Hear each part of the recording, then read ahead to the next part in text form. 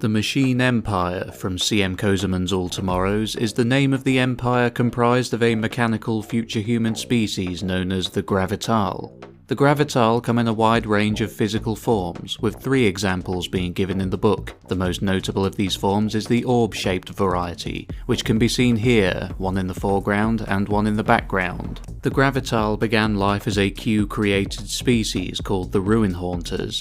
Unlike other worlds that the Q visited, the Star People technology of this world was not removed and destroyed, and was left in place for reasons unknown.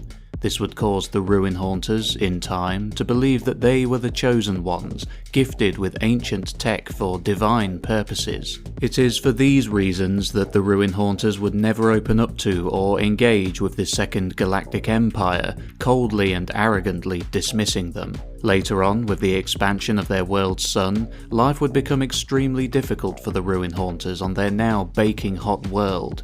They could not change their sun's activity, but they could change themselves and adapt to it. They would create mechanical bodies in which to implant their minds. They moved around by hovering above the ground, using subtle manipulations of gravity fields to change the world around them.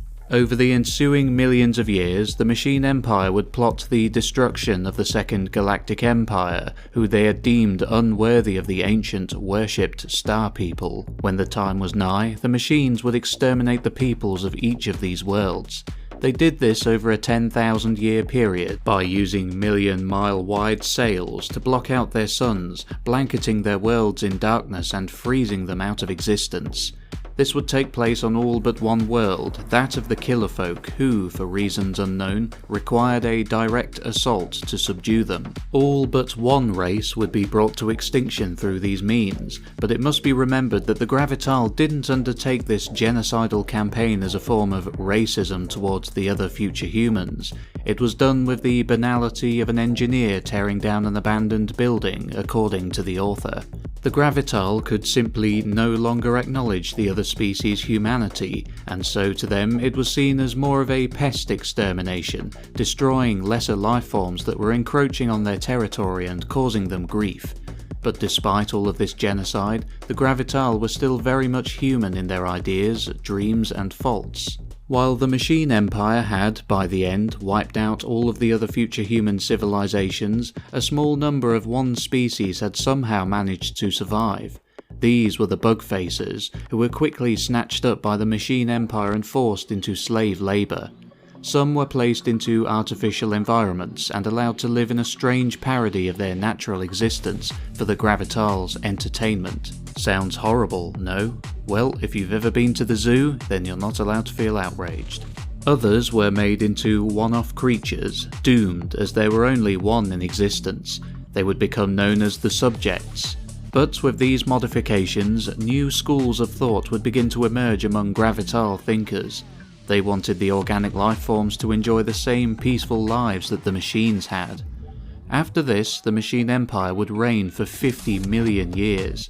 Throughout this time, the Empire would slowly begin to buckle under the weight of internal conflict, much of it stemming from harsh and bitter arguments regarding the treatment of the subjects.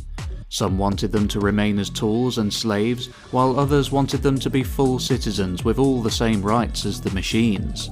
Romantic relationships between subject and machine had often taken place in private, but attitudes were beginning to change and this was slowly becoming more and more acceptable. But not to everyone. When those on the side of the subjects declared their belief that a number of worlds should be set aside for the development of unrestrained and unrestricted organic life, all hell broke loose and civil war broke out among the machines. Due to these events, the leaders of the Machine Empire decided that a scapegoat was needed to unite them. Stupidly, they chose the godlike Astromorphs to be that scapegoat.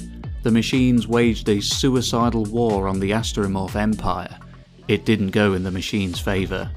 The Machine Empire was basically wiped out, with only a small fraction of machines surviving the Astromorphs' retaliation. They would be captured and modified into tools of the Astromorphs' empire, known as the United Galaxies, which we'll talk about more next time in part 3 of the Empire trilogy. Thank you for watching. If you enjoyed this video, then please like, comment, share, subscribe and donate to the Bitcoin wallet address in the description.